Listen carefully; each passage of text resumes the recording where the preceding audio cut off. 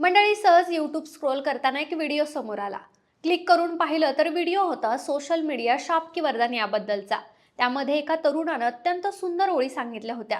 तो म्हणतो, सोशल मीडियाचा वापर करून एखाद्या युवकाला नोकरी मिळावी, लग्नाच्या शोधात असणाऱ्याला छोकरी मिळावी, विचारांची क्रांती होऊन एखादा नायक तयार व्हावा, आपल्या सुस्वरांनी एखादा गायक तयार व्हावा, कुणी कवी कुणी लेखक तयार व्हावा आणि प्रत्येक युवकाच्या विकासातून माझा देश महासत्ता व्हावा. यासाठी जर युवकांनी सोशल मीडिया वापरला तर ते चुकीचं नाहीये. पण मंडळी, खरंच आजच्या सोशल मीडियाचा वापर करून नायक आणि गायक तयार होत आहेत का? आणि जर होत असतील तर गुन्हेगार आणि मानसिकदृष्ट्या विकृत होणारे युवक देखील या सोशल मीडियाच्या वाढत्या प्रभावामुळे तयार होत आहेत, असं चित्र बघायला मिळतंय. पण जर सोशल मीडियाच कायमचा बंद केला तर लोकांची अवस्था नेमकी काय होईल? माणसाच्या दैनंदिन जीवनावर काय चांगले परिणाम होतील आणि काय वाईट परिणाम होतील? या सगळ्या प्रश्नांची उत्तरं जाणून घेऊयात या व्हिडिओच्या माध्यमातून. नमस्कार, मी निशा हिंगे आणि तुम्हाला तर माहिती आहे आपला विषयच भारी आहे. मंडळी, आजकाल प्रत्येकाच्या हातात स्मार्टफोन दिसतो, ज्यात सोशल मीडियावर लोक आपला तासनतास घालवत असतात. सोशल मीडियावर नसणारे लोक हल्ली फार कमीच दिसतात. यात सोशल मीडियाच्या वाढत्या वापरामुळे माणसाच्या मानसिकतेवर आणि आरोग्यावर बरेच दुष्परिणाम दिसून येत आहेत.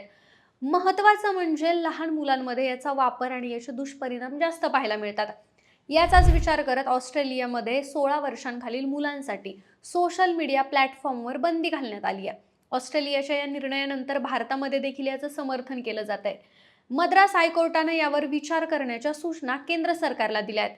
अश्लील आणि हानिकारक कंटेंट मुलांपर्यंत पोहोचतोय असं मत कोर्टानं व्यक्त केलंय. काही दिवसांपूर्वी सैनिकांसाठी सोशल मीडिया पॉलिसीमध्ये बदल केला गेलाय. भारतीय जवान इंस्टाग्राम, फेसबुक, यूट्यूब वापरू शकतात, पण फक्त माहिती पाहण्यासाठी आणि मॉनिटरिंगसाठी. पोस्ट करणं, लाईक करणं किंवा कमेंट करणं यावर त्यांना बंदी आहे. त्याचबरोबर आता 16 वर्षाखालील मुलांना सोशल मीडिया प्लॅटफॉर्मवर बंदी असणं, मग ते ऑस्ट्रेलिया असो किंवा भारत असो, लोकांना ही अभिव्यक्ती स्वातंत्र्यावर आलेली गदा वाटते. तर काही जण मुलांच्या संरक्षणासाठी हे आवश्यक असल्याचं म्हणतात. केंद्र सरकारनं काही महिन्याआधी सोशल मीडिया संदर्भात नवीन नियम जाहीर केलेत. यामुळे युजरची सुरक्षितता भंग होणार नाही असं सरकारचं म्हणणं आहे. मात्र यातल्या काही मुद्द्यांवर सोशल मीडिया ॲप्लिकेशन जसं की गुगल, फेसबुक, इंस्टाग्राम आणि ट्विटर हे समाधानी नसल्याचं त्यांनी सांगितलंय. त्यामुळे गेल्या काही दिवसांपासूनच या ॲप्लिकेशन्स पूर्णपणे बंद होणार की काय अशी चर्चा सोशल मीडियावर रंगली होती. मात्र सोशल मीडिया कायमचा बंद झाला तर ही कल्पना देखील आपल्याला करवत नाहीये. याची अनेक कारणं आहेत. सोशल मीडिया पूर्णपणे बंद झाला तर लोक अक्षरशः वेडी होऊन जातील. मागच्या वर्षी मार्च महिन्यामध्ये फक्त काही तासांसाठी सोशल मीडिया ॲप्स काही टेक्निकल प्रॉब्लेममुळे बंद पडले. तेव्हा अनेक लोकांना जणू त्यांचं हृदय बंद पडलंय की काय किंवा शरीरातील महत्त्वाचा अवयव काम करायचा बंद झालाय की काय असं वाटायला लागलं होतं. एका घरात समोरासमोर बसलेल्या नवऱ्यानं बायकोला ताटात भात वाढ म्हटलं तरी मोबाईलमध्ये डोकं घातलेल्या बायकोला ते काही समजलं नाही. मात्र त्यानं लगेचच व्हॉट्सॲपला मेसेज टाकला की मला भात पाहिजे. त्यावेळेला ती भानावरती आली आणि तिने त्याला भात दिला. अशा प्रकारच्या रील बघायला मजेशीर वाटत असल्या तरी आपण सोशल मीडियावरती किती अडकलो आहोत हे देखील यातून समजतं. आधी म्हटलं जायचं अन्न, पाणी, वस्त्र, निवारा हे आपल्या मूलभूत गरजा आहेत. मात्र आत्ताच्या मूलभूत गरजांमध्ये मोबाईल आणि चार्जरची देखील भर पडली आहे. मंडळी, सोशल मीडिया बंद झाला तर दूर राहणारे मित्र आणि नातेवाईक यांच्याशी आपल्याला लगेचच संपर्क साधता येणार नाहीये. यामुळे संपर्क तुटेल आणि कम्युनिकेशनमध्ये पडलेल्या या गॅपमुळे नात्यांवरती देखील याचा परिणाम होईल. त्याचबरोबर अजून एक तोटा म्हणजे माहितीचा वेग कमी होईल. बातम्या किंवा शैक्षणिक माहिती, योजनांची माहिती, स्पर्धा कार्यक्रम उशिरा कळतील. त्याचबरोबर व्यवसाय उद्योगांना देखील फटका बसेल. ऑनलाईन विक्री, जाहिरात आणि अनेक छोटे व्यवसाय यांना सोशल मीडिया प्लॅटफॉर्म अत्यंत महत्त्वाचा आहे.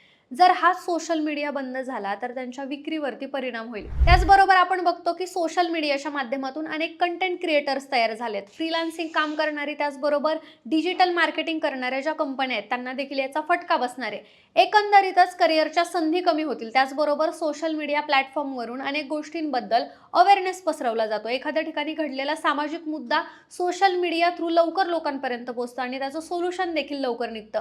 मात्र जर हा सोशल मीडिया बंद झाला तर सामाजिक मुद्दे आणि जनजागृती किंवा मदत मोहिमा पसरवणं अवघड होईल. एकंदरीतच काय तर मंडळी, सोशल मीडिया हा आपल्यासाठी अत्यंत महत्त्वाचा आहे. मग जर तो सगळ्यांसाठीच बंद झाला तर आपलं जीवन विस्कळीत झाल्याशिवाय राहणार नाही. मात्र जर तो 16 वर्षांखालील मुलांसाठी बंद करण्यात आला तर हे फायद्याचं ठरू शकतं असं अनेक तज्ज्ञांचं मत आहे. पण अचानकपणे एक ड्रास्टिक चेंज आल्यामुळं त्यांची जी मानसिक अवस्था होणार आहे, वर्षानुवर्षाची सवय मोडणं त्यांना ज्या पद्धतीनं कठीण होणार आहे ते मात्र आपल्याला बघवणार नाही असंच वाटतंय. आता बोलूया, सोशल मीडिया बंद झाला तर त्याचे फायदे काय होतील. लोकांना जो रिकामा वेळ मिळतो त्यामध्ये लोक सोशल मीडिया जास्त प्रमाणावर वापरतात. मात्र जर सोशल मीडिया बंद झाला तर लोक पुस्तकं वाचायला लागतील, अभ्यास करतील, मैदानी खेळ खेळण्यासाठी लहान मुलं घरातून बाहेर पडतील. त्यामुळे त्यांचं शारीरिक स्वास्थ्य चांगलं राहील, प्रत्यक्ष संवाद साधला जाईल, त्यामुळे कुटुंबामध्ये एकोपा राहील, विचारांची देवाणघेवाण समोरासमोर बसून होईल. त्याचबरोबर लहान मुलांचं मानसिक आरोग्य सुधारेल. आपण बघतो की सोशल मीडिया प्लॅटफॉर्मच्या माध्यमातून मुलं व्यक्त होतात, स्वतःच्या फोटो व्हिडिओ अपलोड करतात. मात्र अनेकदा त्यांना ट्रोल केलं जातं, मग ते स्वतःची कंपॅरिझन करू लागतात आणि याच्यातूनच त्यांचं मानसिक खच्चीकरण होतं. जर सोशल मीडियाच बंद झालं तर मुलं आत्मविश्वासानं वावरतील, समोरासमोर बोलणं वाढल्यामुळे नाती मजबूत होतील. एकूणच काय तर मंडळी, सोशल मीडिया सगळ्यांसाठीच बंद झाला तर सुरुवातीला सगळ्यांनाच धक्का बसेल.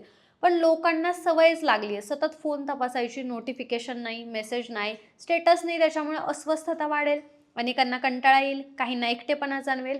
कारण अनेकांचे मित्र, नातेवाईक, ओळखी सोशल मीडियावर जास्त जोडले आहेत. पण थोड्या दिवसांनी हे चित्र बदललेलं दिसेल. लोक प्रत्यक्ष बोलायला लागतील, फोन कॉल वाढतील, समोरासमोर भेटी होतील, कुटुंबात एकत्र बसून बोलणं, जेवताना गप्पा मारणं पुन्हा सुरू होईल.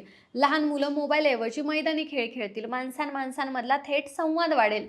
व्यवसाय आणि नोकऱ्यांवर मोठा परिणाम होईल. अनेक छोटे व्यवसाय, ऑनलाईन दुकानं, कंटेंट क्रिएटर, इन्फ्लुएन्सर यांचं काम थांबेल. जाहिरात, डिजिटल मार्केटिंग, ऑनलाईन बातम्या यावर अवलंबून असलेली लोक अडचणीत येतील. रोजगाराच्या काही संधी कमी होतील हे नक्की. माहिती मिळण्याची पद्धत बदलेल. आज बातम्या सेकंदात मिळतात, पण सोशल मीडिया नसल्यावरती लोक पुन्हा टीव्ही, रेडिओ आणि वृत्तपत्रांकडे वळतील.